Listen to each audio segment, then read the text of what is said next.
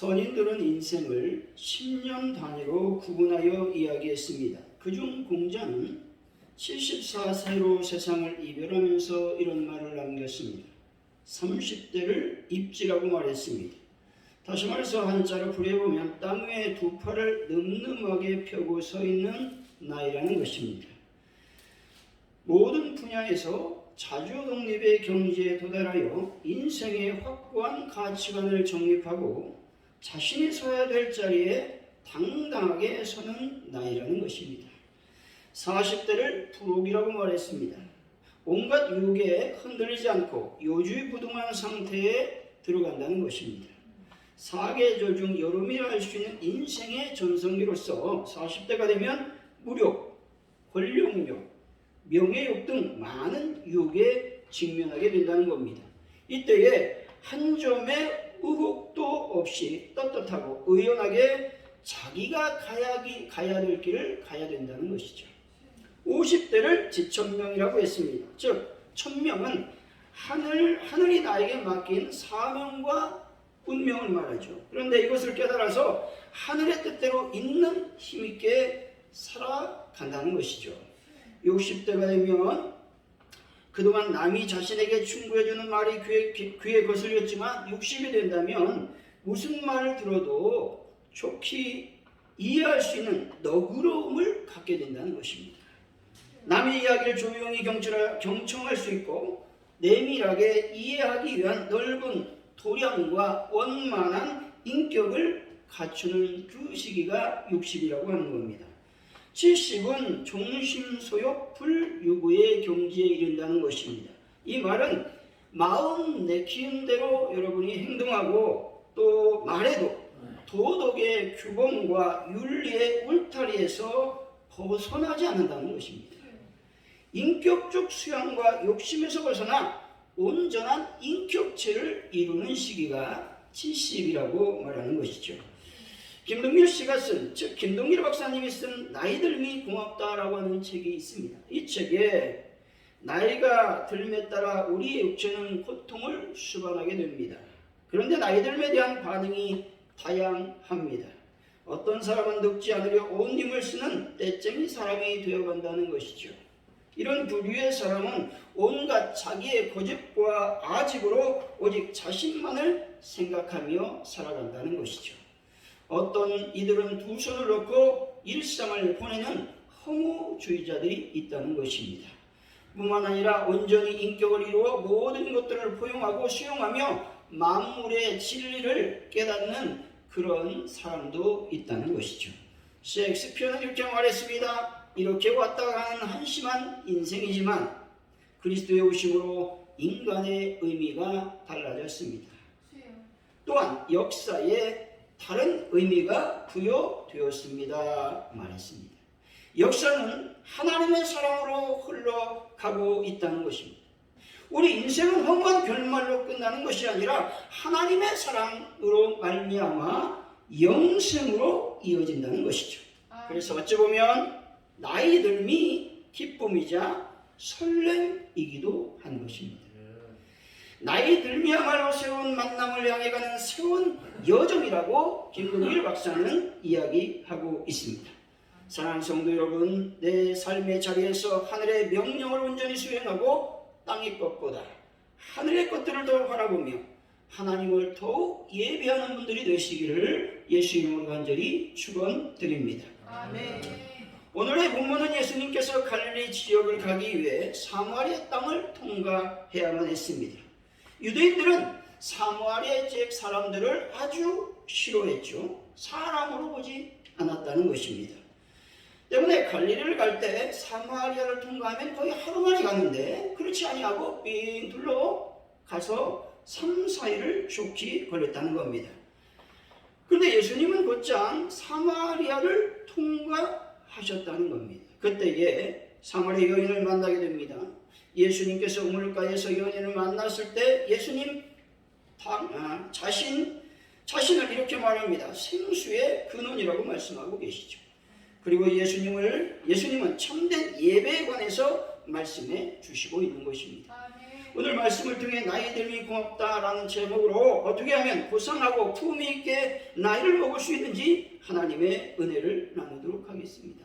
첫째로 영생의 샘물을 마셔야 되는 겁니다. 13절이 좀 읽어봅니다. 시작. 예수께서 대답하여 이르시되 이 물을 마시는 자마다 다시 목마르리로다. 아멘. 여기서 말하는 이 물은 야곱의 우물에서 솟아나는 자연수를 가리킵니다.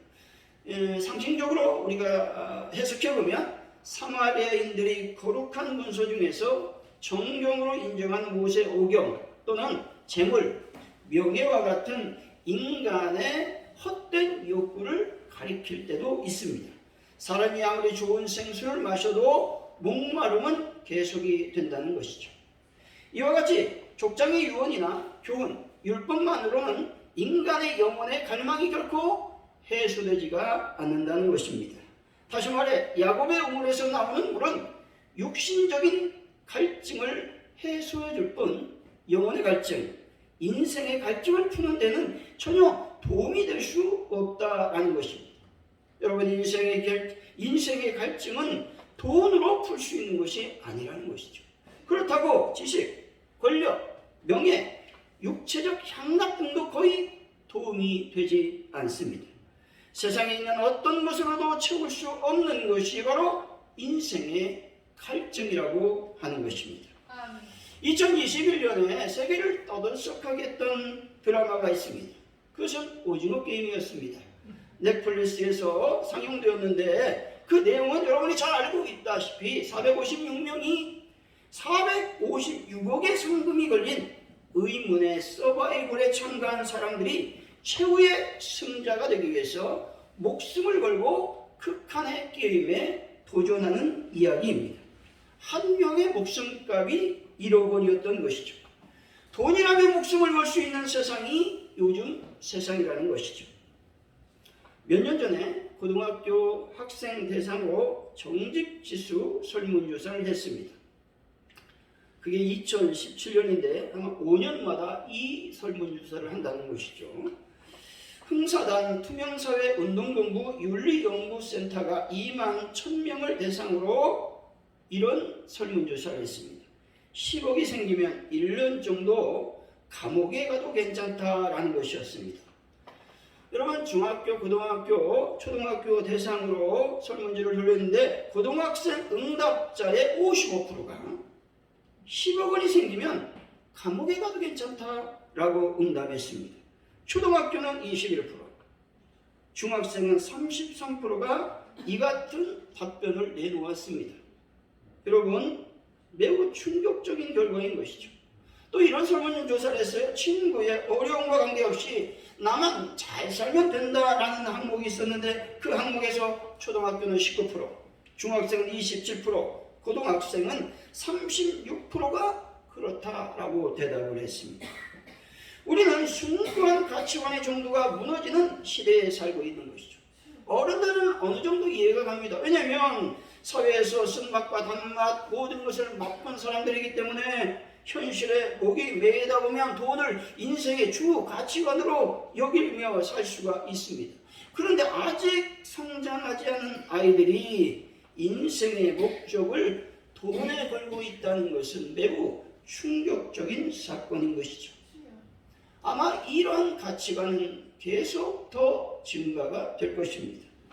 이런 사회 속에서 오직 예수님만이 모든 인생의 갈증을 해결할 수 있는 분이라는 사실을 여러분이 꼭 믿으시기를 바랍니다.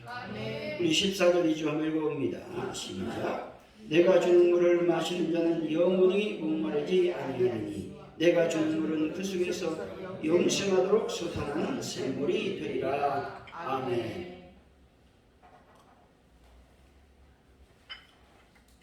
예수님은 영원히 목마르지 않는 생수를 주신다고 말씀합니다. 여기서 영원히 목마르지 않는다라고 하는 말은 부족함이 없는 상태를 말합니다. 아무것도 부족함이 없는 상태를 목마르지 않는다라고 표현했습니다. 이 말씀은 시편 23편에서 이렇게 말씀하죠. 여호와는 나의 목자시니 내게 부족함이 없으리로다. 아멘.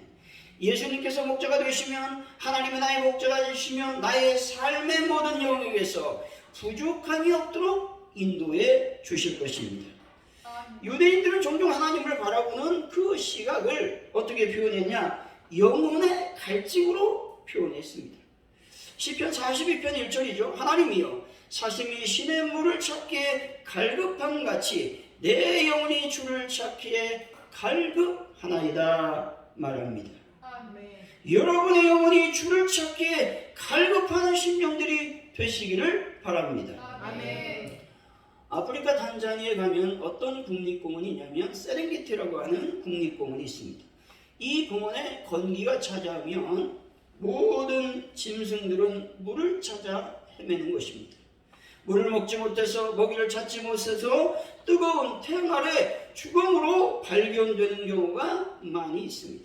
이런 건기에 짐승들이 물을 찾아 헤매는 심정을 바로 갈급함이라고 말할 수가 있습니다. 하나님을 찾을 때 이런 갈급한 심령이 여러분에게 있으시기를 바랍니다. 갈증을 해결할 길은 오직 여호와 하나님밖에 없고 그분을 찾는 데서 해법이 있다는 것입니다. 이런 갈증의 해소를 위해서 반드시 예수님을 온전히 믿고 성령의 충만함을 받아야 되는 것입니다. 왜냐하면 예수님께서는 영생하도록 솟아나는 샘물이 되시기 때문입니다. 여기서 솟아난 샘물이라고 하는 말은 우기 때는 솟아나고 건기 때는 없어지는 그런 물이 아닙니다. 일정한 기간 동안 정해놓고 솟아나는 것이 아니라 사시사철 솟아난다는 겁니다. 솟아난다라는 말은 헬라어로 할로메노라고 하는 단어를 사용하고 있는데, 이것은 물이 솟아난 모양을 표현할 때 이렇게 말하는데, 이 모양이 어떠냐면 펄쩍펄쩍 뛰는 그런 모습이라고 하는 것입니다. 그리고 왜 이렇게 물이 솟아나는 것일까? 바로 우리들에게 영생을 주시기 위한 것임을 여러분이 믿으시기 바랍니다. 여러분, 여러분의 그 마음속에, 영속에 펄쩍펄쩍 솟아나는 샘물이 항상 충만하시기를 바랍니다. 우리 10절 2절 한번 읽어봅니다. 시작. 예수께서 대답하여 이르시되 내가 만일 하나님의 성령으로 또 내게 물 좀 달라 네가 누구인 줄 알았더라면 내가 그에게 구하였을 것이요 그가 생수를 내게 주었으리라. 아멘. 여기서 하나님의 선물이라고 하는 말은 유대인에게는 토라를 의미합니다. 그런데 본절에서는 예수 그리스도에게서 솟아나오는 생수를 의미한다라는 것입니다. 생수라고 하는 말은 다른 말이 아니라 성경에서는 대부분 성령님으로 표현하고 있다는 것이죠. 사랑하는 성도 여러분, 생수의 강인 성령으로 충만하여 예수 그리스도 안에서 영생의 물을 마시는 분들이 되시기를 예수 이름으로 간절히 축원드립니다. 둘째, 우리가 어떻게 품위 있게 나이가 들 수 있을까? 죄악을 깨닫고 회개해야 되는 것입니다. 16절이죠. 한번 읽어봅니다. 시작. 이르시되 가서 내 남편을 불러오라. 아멘. 예수님은 갑자기 뜬금없이 이 여인에게 남편의 이야기를 들려주십니다. 남편은 이 여인에게 있어서 어떤 존재였느냐? 컴플렉스였다는 겁니다. 여인의 죄를 공개적으로 드러난 예수님의 의도는 과연 무엇이었을까 하는 것이죠.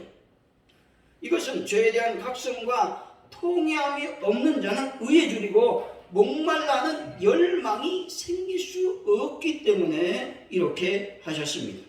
다시 예수님이 이 여인의 죄를 지적할 필요가 있었다라고 하는 것이죠. 이 여인에게 남편은 어찌 보면 죄악이라기보다는 어찌 보면 상처였다라는 것이죠. 여인은 예수님이 이 여인의 상처를 건드려만 놓고 모른 척 하시는 분이 아니시라는 것입니다. 예수님이 이 여인의 상처를 치료하시고자 그녀의 상처를 건드리고 계신 것입니다. 여기서 볼 때 우리가 내면에 깊은 상처들이 있을 수 있습니다. 이 상처는 죄악 때문에 생길 수도 있고 또한 환경 때문에 생길 수도 있는 것이죠.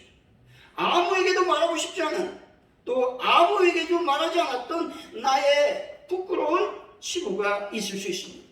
그런데 예수님께서 나의 부끄러운 과거에 또 민망한 현실을 이미 알고 계시다는 사실입니다. 이런 모습으로 과연 하나님께 나갈 수 있을까? 이런 생각들이 하나님 앞에 나오는 시간이 부담이 될 때가 있고 때로는 피하고 싶은 순간도 있을 수 있습니다. 뿐만 아니라 사단이 계속해서 우리에게 이렇게 말합니다. 야, 내가 무슨 하나님을 믿을 수 있어? 내가 어떻게 하나님께 감히 예배한다고 설쳐? 라고 속삭일 수도 있습니다. 끊임없이 정죄하고 손가락질하며 우리를 넘어뜨리고 무너뜨리며 나의 아킬레스건을 계속 건드린다는 겁니다. 이때 예수 그리스도의 보혈로 여러분의 죄악과 아킬레스건을 고백함으로 회개하는 분들이 되시기 바랍니다. 그럴 때 예수님께서 나를 고쳐주시고 위로해 주시며 어루만져 주실 것입니다. 내면의 상처를 갖고는 결코 하나님의 위대한 일을 감당할 수가 없습니다. 뿐만 아니라 성도들 간의 보편적인 교제나 하나님을 예배할 수도 없고 신앙생활을 할 수도 없습니다. 하나님의 치료가 이루어질 때 하나님의 위대한 일을 감당할 수 있게 되는 것입니다. 예레미야 30장 17절이죠. 여호와의 말씀이니라 그들을 쫓겨난 자라매 시온을 찾는 자가 없은즉 내가 너의 상처를 치료하여 새살이 돋아 아프지 않도록 인도해 주실 것이다 말씀합니다. 하나님은 나의 상처를 치료하여 새살이 돋도록 아프지 않게 해주신다고 말씀하죠. 아프지 않을 뿐만 아니라 새살이 돋게 하셔서 건강하게 강건하게 만들어 주실 것입니다. 미국에 맥걸리라고 하는 분이 있는데 이분은 도움의 손 선교를 만들었습니다. 이 선교는 어떤 일을 하냐? 전과자들이 사회에서 잘 적응할 수 있도록 도움을 주는 선교회였습니다. 근데 이 맥걸리라고 하는 분은 강도짓을 해서 강도 출신으로 형무소에서 50년 중노동형을 선고받고 복역하고 있었습니다. 그러던 중에 예수님을 만나 변화되었고 치유를 받아서 특별 상원으로 풀려났습니다. 이분이 한 일은 사회 일을 위해서 봉사하는 삶을 살아야 되겠다 결심했다는 겁니다. 누구든지 예수님을 만나 상처를 치유받기만 한다면 더 이상 절망하거나 괴로워하지 않게 된다는 것이죠. 그 상처가 어떤 것이든 예수님 완전하게 치료하시며 우리가 말하지 않아도 치료할 상처가 무엇인지 알고 계신 분이 우리 예수님이십니다. 마태복음 11장 28절이죠. 수고하고 무거운 짐진 자들아 다 내게로 오라. 내가 너희를 쉬게 하리라. 아멘. 여기서 쉬게 해준다는 말은 마지막에 영원한 안식만을 뜻하는 말이 아닙니다. 이 말은 일상생활에서의 모든 갈등을 해소한 후에 찾아오는 평화와 안식까지를 가리키는 말씀입니다. 죄악의 짐, 상처의 짐, 염려와 고통의 짐, 그리고 직분의 짐으로부터 쉬게 해 주신다는 겁니다. 예수님께로 가면 예수님께서는 죄악에서의 해방, 율법의 속박으로부터 해방을 주실 것입니다. 뿐만 아니라 불안과 염려, 고통과 질병에서 해방시켜 주실 것입니다. 우리 19절이 좀 읽어봅니다. 시작. 여자가 이르되 주여 내가 보니 선지랐소이다. 아멘. 사마리아 여인은 자신의 죄악과 상처를 끄집어냈던 예수님을 향해서 분노하거나 저주하지 않았다는 겁니다. 오히려 그는 예수님을 향해서 이렇게 고백하죠. 예수님 당신은 선지자입니다 라고 고백하고 있습니다. 이 여인은 예수님을 어떻게 생각했어요? 선생으로 생각했습니다. 그러나 예수님과 대화하면서 이제 선지자라고 고백하고 있죠. 오늘 본문 이후에 보면 어떻게 고백하고 있냐면 예수님께서 자신이 메시아임을, 당신이 메시아심을 말씀하시니 그 말씀을 어떻게 됐어요? 믿었다라고 말하고 있습니다. 그리고 믿었는데 그 이의 행동이 어떻게 됐습니까? 예수님이 메시아이심을 동네방네 가서 증거했습니다. 다시 말해서 전도했다라고 하는 것이죠. 변화되고 하나님 말씀으로 상처가 치유받으면 어떤 일이 일어나느냐? 여러분 전도하게 된다는 사실이죠. 아멘. 여러분 전도를 많이 하시는 분들이 되시기 바랍니다. 사랑하는 성도 여러분, 예수님께 더 가까이 가셔서 여러분의 죄악을 회개하고 상처들을 치유받아서 위대한 하나님의 일꾼들이 다 되시기를 예수 이름으로 간절히 축원드립니다. 또 또 이제 세 번째 어떻게 하면 고상하고 품위 있게 나이가 들 수 있을까 하는 것입니다. 여러분, 영과 진리로 예배하는 자가 되어야 하는 것입니다. 23절이죠. 한번 읽어봅니다. 시작.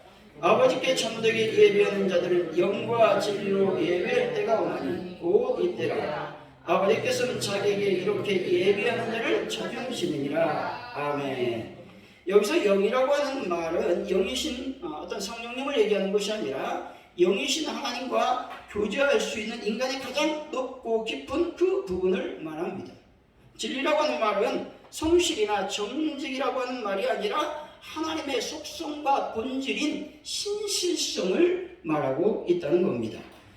우리 21절이죠. 한번 읽어봅니다. 시작. 예수께서 이르시되 내 말을 믿으라. 이 산에서도 말고 예루살렘에서도 말고 너희가 아버지께 예배할 때가 이르리라. 아멘. 충격적인 얘기죠. 왜냐하면 예수님께서 예배 장소를 무시하고 있다는 겁니다.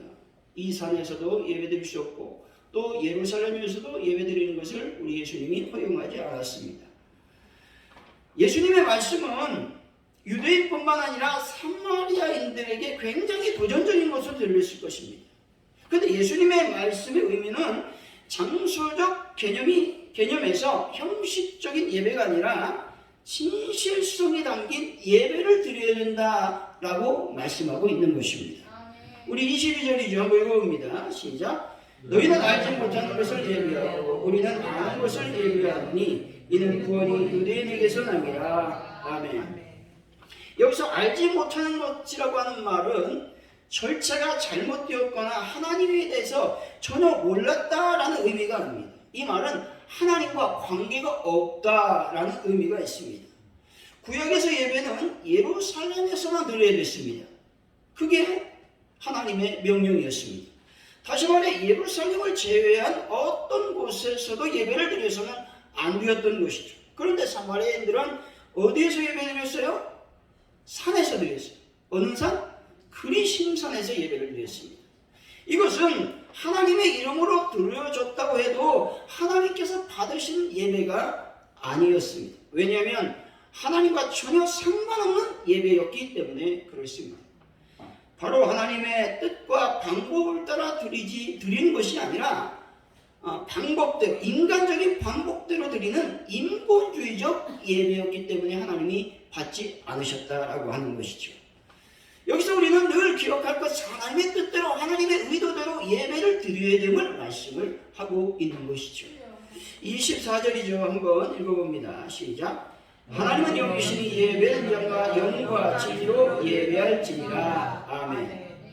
영과 진리로 예배하는 자들은 외적인 형식, 다시 말해서 장소, 시간, 예배 제도에 너무 집착해서는 안 된다는 겁니다. 진리의 영으로 인도되어 오직 영이신 하나님과 영적인 교제 가운데서 예배해야 된다는 겁니다. 다시 말해 예배의 대상인 하나님의 관계가 중요하다고 말씀하고 있습니다. 우리 마음 중심에 누구를 모셔야 되느냐? 하나님만 모시고 예배를 드려야 된다는 겁니다. 이제부터 예배드리는 장소가 어디가 되어야 된다고 말씀하고 있습니까? 공간적인 장소가 아니라 여러분의 영으로 예배드려야 된다고 말씀하고 있는 것입니다. 여러분이 중심이 되어야 된다고 말씀하고 있는 겁니다. 참된 예배 장소는 물질적이고 공간적인 장소가 아니라 내 영인 마음의 중심이 되어야 된다는 것입니다.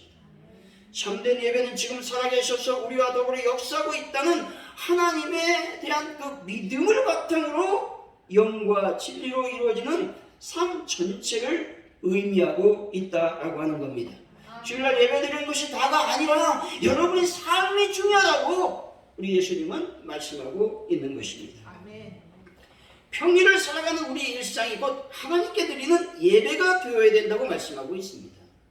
일상생활에서 경험된 하나님과의 관계가 주일 예배를 통해 확인되어야 된다는 말입니다. 다시 말해서 주일은 한 주간 지친 몸을 안고 은혜 받기 위해서 예배 드리는 날이 아니라는 겁니다.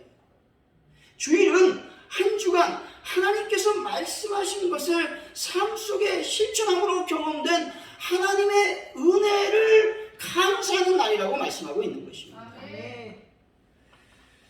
결론적으로 말하면 어떻게 하면 나이가 들어 고상하고 품위 있는 삶을 살 수 있을까? 영생의 샘물을 마셔야 됩니다. 죄악을 회개하고 상처를 치유받아야 됩니다. 그리고 영과 진리로 예배해야 되는 것입니다.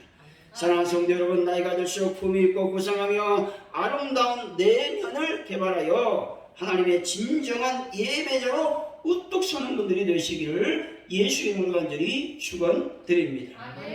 기도합니다. 할렐루야. 하나님 감사합니다. 우리가 나이가 들어가음에 따라서 마음이 넓어지고 또 인격이 온전해지고 믿음이 성숙하는 귀한 분들이 되길 원합니다.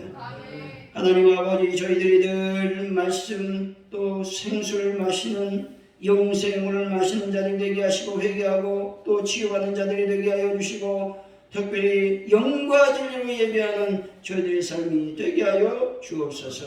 감사합니다. 예수님의 이름으로 기도하옵나이다. 아멘.